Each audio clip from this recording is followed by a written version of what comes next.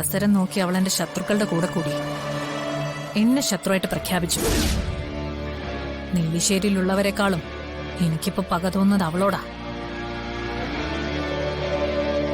ഇപ്പൊ വിനയചന്ദ്രന്റെ മകളുടെ കല്യാണം നെല്ലിശ്ശേരിക്കാർ മുന്നിട്ട് നിന്ന് നടത്തുന്നു. സ്വന്തം അച്ഛനോടും കുടുംബത്തോടും ഇത്തിരിയെങ്കിലും ആത്മാർത്ഥത ഉണ്ടായിരുന്നെങ്കിൽ അവളിങ്ങനെ ചെയ്യുമായിരുന്നോ? വെട്ടിക്കൊന്ന് കുഴിച്ചു മൂടണം അവളെ.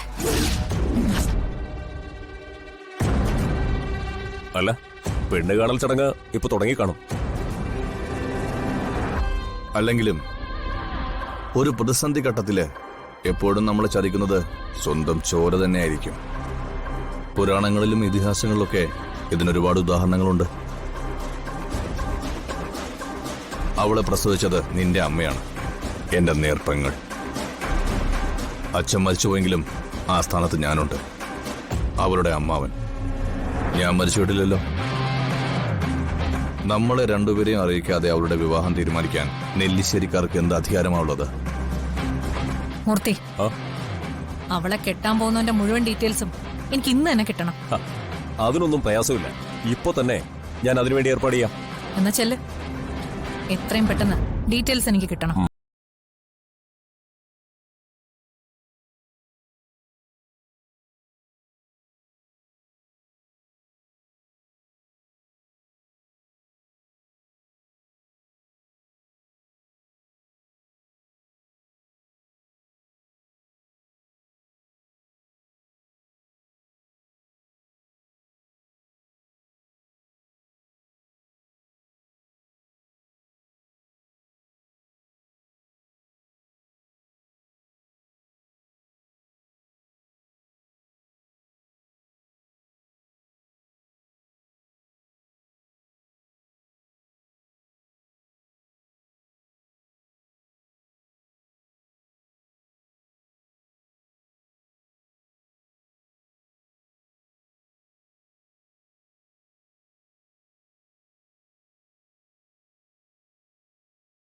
അപ്പോ അറിയാം കെട്ടുന്നവന്റെയും കുടുംബത്തിന്റെയും യഥാർത്ഥ സ്വഭാവം.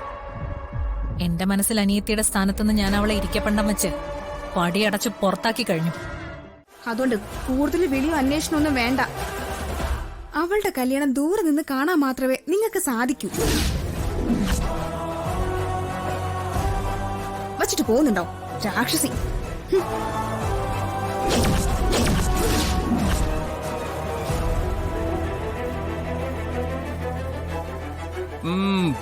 പൊളിച്ചു. നിനക്ക് ഇത്രയും പവർ ഉണ്ടെന്ന് ഞാൻ വിചാരിച്ചില്ല. എന്റെ പവർ എന്താണെന്നേ ഒരു കാണാൻ പോകുന്നേ ഉള്ളൂ.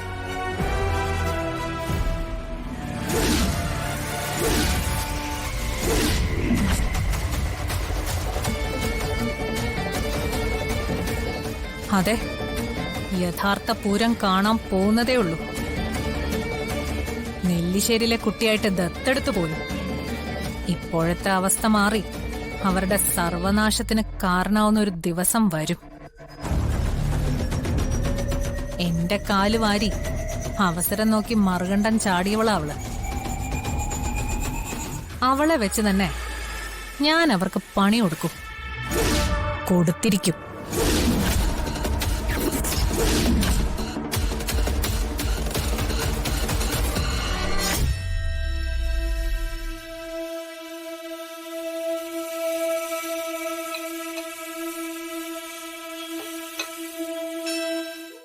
ഞാനിവിടെയുണ്ട്.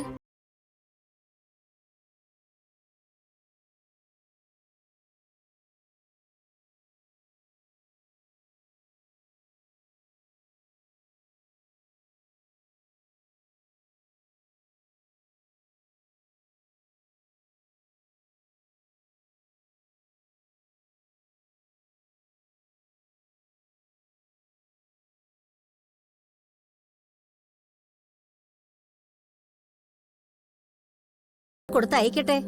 വേണ്ട, കൊടുത്തയക്കണ്ട. പിന്നെ ഞാൻ ഈ വാങ്ങിച്ചതൊക്കെ എന്ത് ചെയ്യും? എടുത്ത് കളയാൻ പറ്റുമോ?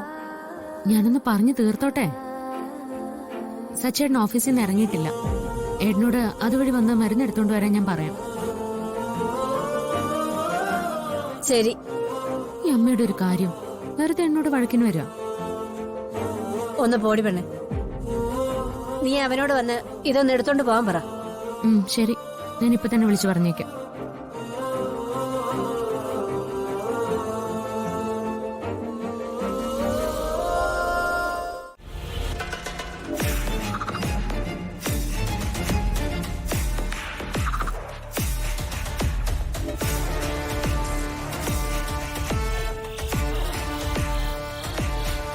സച്ചിൻ എന്താ ഫോൺ എടുക്കാത്ത?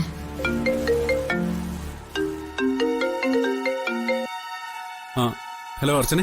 സച്ചിൻ ഓഫീസിലില്ലേ? ഞാൻ എത്ര നേരമായിട്ട് വിളിക്കുക?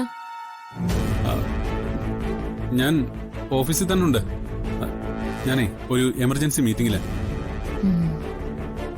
താനത്ത് അത്യാവശ്യമായിട്ട് വിളിച്ചേ?